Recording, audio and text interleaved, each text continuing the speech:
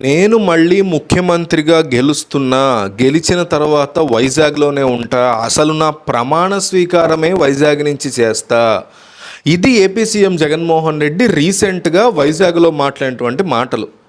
ఇప్పటి వరకు ఒక ఏడాది, 2 ఏళ్ల క్రితం నుంచి చూసుకుంటే ఎన్నోసార్లు ఏపీ సీఎం జగన్మోహన్ రెడ్డి తాను వైజాగ్‌కి మారిపోతున్నానని, వైజాగ్ నుంచే ఆంధ్రప్రదేశ్ యొక్క పాలన ఉండబోతోందని, సాక్షాత్తు ముఖ్యమంత్రి ఇక్కడికి రాబోతున్నారు అనే అంశాన్ని బల్లగుద్ది ఎన్నోసార్లు చెప్తూ వచ్చారు. కానీ ఇప్పటి వరకు ఒక్కసారి కూడా ఆయన షిఫ్ట్ అయితే అవ్వలేదు. కార్యక్రమాలు అయితే జరుగుతున్నాయనే మాట వినిపిస్తూ ఉంది. కానీ ఆయన కావాల్సి వచ్చినప్పుడు ఆయన షిఫ్ట్ అవ్వచ్చు. ఆయన ఏపీ సీఎం, ఆయన ఇష్టం. కానీ ఈసారి నేను ఇక్కడి నుంచే ప్రమాణ స్వీకారం చేయబోతున్నా అని చెప్పడంలో 2 అంశాలు ఉన్నాయి. ఒకటి, తాను గెలవబోతున్నాను అనే కాన్ఫిడెన్స్ని లేదా ఓవర్ కాన్ఫిడెన్స్ని ఇవ్వటం. అట్లాగే మళ్ళీ వైజాగ్కి సంబంధించినటువంటి రాజధాని అంశాన్ని కదపడం, జస్ట్ అట్లా టచ్ చేయడం.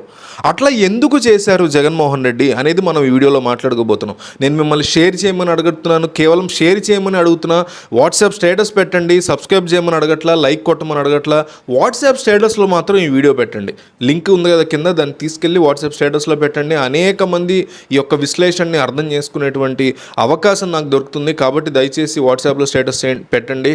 విషయం ఏంటంటే, ఏపీ సీఎం జగన్మోహన్ రెడ్డి మళ్ళీ రాజధాని అంశాలని కదపాలి అనుకున్నారా? ఎందుకంటే వైజాగ్కి సంబంధించిందే నేను మళ్ళీ ఇక్కడే ఉంటాను, ఇక్కడి నుంచే ప్రమాణ స్వీకారం చేస్తాను అనగానే మళ్ళీ అమరావతి యొక్క రాజధాని వ్యవహారం రగులుతుందేమో అని ఆయన ఈ మాట అన్నారేమో అని చాలామంది దీని గురించి మాట్లాడుకుంటున్నారు.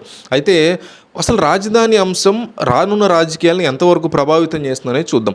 మొన్న మధ్య అంటే ఎలక్షన్ గెలిచిన ఒక ఏడాది తర్వాత లేదా 2 ఏళ్ల తర్వాత నుంచి మొదలైన అమరావతి యొక్క దీక్షలు కానీ, రైతుల యొక్క కష్టాలు కానీ, వాళ్ళు అప్పట్లో చేసినటువంటి ఉద్యమాలు కానీ, అవన్నీ కూడా మిగతా రాష్ట్రంలో ఉన్నటువంటి ప్రజలు కావచ్చు, అదే ప్రాంతంలో పక్కనే విజయవాడలో ఉన్నటువంటి నార్మల్ ప్రజలు పెద్దగా పట్టించుకున్న దాఖలు లేవు. అట్లా పట్టించుకోకపోవడానికి ఖచ్చితంగా ప్రజల్ని తప్పట్టాలి. ప్రభుత్వం కూడా వాళ్ళు కనీసం ఒక్కసారి కూడా చర్చలకి పిలవకపోవడం విషయంలో కూడా ఖచ్చితంగా జగన్మోహన్ రెడ్డి ప్రభుత్వం తప్పుపట్టాలి. అందులో ఎటువంటి ప్రశ్న లేదు. అయితే ఇదే రైతులు చంద్రబాబు నాయుడిని కూడా ఈ అంశానికి సంబంధించి జరిగిన తప్పుల గురించి ఆయన్ని కూడా వాళ్ళు జగన్ ఎంతగా అయితే ప్రశ్నిస్తున్నారో చంద్రబాబును కూడా ఎంతో కొంత ప్రశ్నించారు. గత ముఖ్యమంత్రిగా ఆయన ఉన్నారు కాబట్టి, భవిష్యత్తు గురించి ఆయన ఆలోచించలేదు కాబట్టి. అయితే ఇప్పుడున్నటువంటి పరిస్థితుల్లో ఆంధ్రప్రదేశ్కి రాజధాని లేదు లేదా 3 రాజధానులు ఉన్నాయి అనే అంశం ఎలక్షన్ని పెద్దగా ప్రభావితం చేయదని నేను నమ్ముతున్నా. ఎందుకంటే ఆ రాజధాని లేదు లేదా అమరావతి రాజధానిగా మాకు కావాలి అని కృష్ణా లేదా కోస్తా ప్రాంత ప్రజలు, గుంటూరు, ప్రకాశం ప్రజలు కోరుకుంటారేమో కానీ ఇవ్వనందుకు గాను నీకు ఎగనెస్ట్గా నేను ఓటేస్తాను జగన్ అనే మాట వాళ్ళు చెప్పరు. అట్లాగే ఉత్తరాంధ్ర ప్రాంత ప్రజలు, వైజాగ్ ప్రజలు వైజాగ్ని రాజధానిగా ఇస్తున్నాడు జగన్, అందుకే నీకు ఓటేస్తానని కూడా అనరు. అయితే రాజధాని అనేది ఎక్కడైనా పెట్టండి, కానీ రాష్ట్రంలో ఉద్యోగాలు తీసుకురండి మొర్రో అని ప్రజలు భిక్షం ఎత్తుకునే పరిస్థితి, అభ్యర్థించుకునే పరిస్థితి తీసుకొచ్చారు ఈరోజు ఆంధ్రప్రదేశ్లో. మాకు ఉద్యోగాలు ఇవ్వండి, మీరు రాజధాని ఎక్కడ కావాలంటే పెట్టుకోండి మీ నెత్తి మీద అనే పరిస్థితి తీసుకొచ్చారు. కానీ జగన్మోహన్ రెడ్డి ఎందుకు అంత స్ట్రెస్ చేసి వైజాగ్లో వస్తాను, వైజాగ్లో ఉంటాను, అసలు నా ప్రమాణ స్వీకారం ఇక్కడ జరగబోతోంది గెలిచిన తర్వాత అని ఎందుకు చెప్పారు అంటే దీని వెనక ఒక పెద్ద స్ట్రాటజీ కనిపిస్తుంది. అమరావతి రాజధాని రీజన్గా కావచ్చు, లేక అనేక కారణాల వల్ల కావచ్చు, గుంటూరు, విజయవాడ, ఆ తర్వాత వచ్చే ఈస్ట్ వెస్ట్ గోదావరి ఈ ప్రాంతాల మొత్తం కూడా పవన్ కళ్యాణ్ యొక్క పొత్తు కారణంగా, పవన్ కళ్యాణ్ యొక్క సామాజిక వర్గ ఓట్ల కారణంగా, తెలుగుదేశం పార్టీ యొక్క సామాజిక వర్గ ఓట్ల కారణంగా, అనేక బీసీ ఓట్ల కారణంగా, బీసీ వర్గాల ఓట్ల కారణంగా ఈ ప్రాంతాలన్నీ కంప్లీట్గా గంపగత్తుగా వెళ్ళి తెలుగుదేశం, జనసేన యొక్క కూటమికే ఓటు వేయబోతున్నాయి అనేది మనకి స్పష్టంగా అర్థమవుతుంది.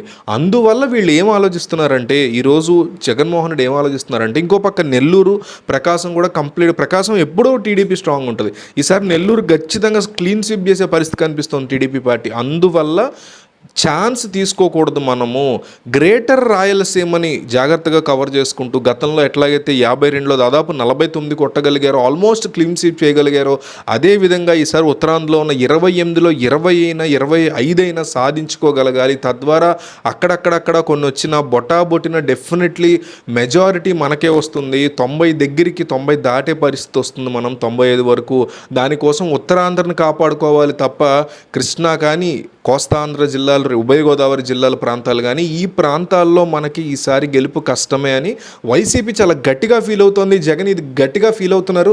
అందువల్లే ఈరోజు పక్కకి వెళ్ళడానికి, ఉత్తరాంధ్ర మీద హైలైట్ చేయడానికి, వైజాగ్ని హైలైట్ చేయడానికి జగన్ ఆసక్తి చూపిస్తున్నారనేటువంటి డిస్కషన్ అయితే నడుస్తుంది. రీసెంట్గా వచ్చినటువంటి అనాలిసిస్లు చూస్తే మనకు కూడా ఇదే అనిపిస్తుంది. ఇది డెఫినెట్లీ జరుగుతుంది అంట్లా ఓవరాల్గా చెప్తున్నా.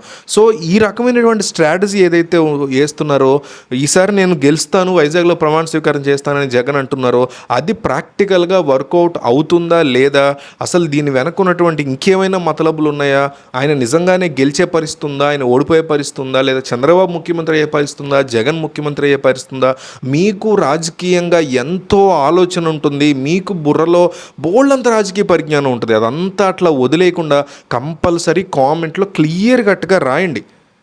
ఇలా ఉంది పరిస్థితి ఆంధ్ర రాష్ట్రంలో, ఇట్లా ఉంది, ఈసారి వీళ్ళకి అవకాశం ఉంది లేదా వాళ్ళకు ఉంది అనేది క్లియర్ కట్గా మీరు చెప్పారనుకోండి, ప్రజల్లో కూడా కామెంట్లు చదివేవాళ్ళు వేల మంది ఉంటారు. ఈ వీడియో ఒక 10,000 వీడియో వ్యూస్ వచ్చాయి అనుకుందాం, 10,000 మంది మీ కామెంట్ కూడా చదువుతారు, చాలామంది రిప్లై ఇస్తారు, మీకున్న రాజకీయ పరిజ్ఞానం చూస్తారు. కాబట్టి వీడియో వెళ్ళే ముందు వదిలి, వీడియో నుంచి స్కిప్ అయ్యే ముందు, వేరే వీడియోకో బయట పని మీద వెళ్ళే ముందు మీకున్న రాజకీయ పరిజ్ఞానాన్ని కామెంట్లో తెలియజేయండి.